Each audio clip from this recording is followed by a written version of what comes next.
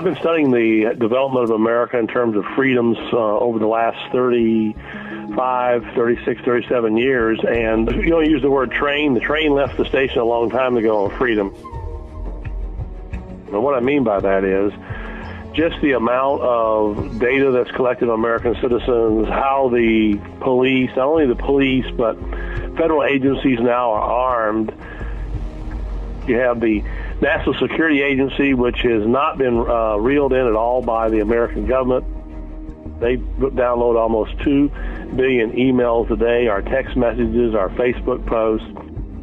When you go into most large cities today, they have what they call real-time crime centers, which track wherever you go, where you stop, where you shop, what you do.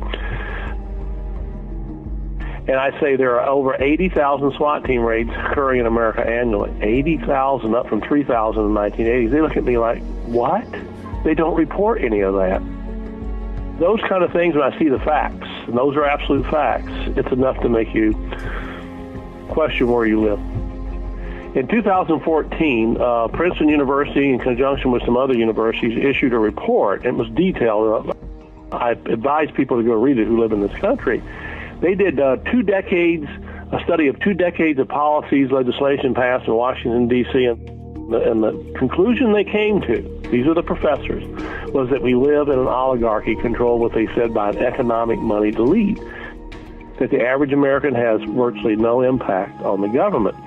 So when you get elections today and people are voting whatsoever, we're being told by the people who have studied the thing that voting doesn't really work anymore in terms of influencing policy.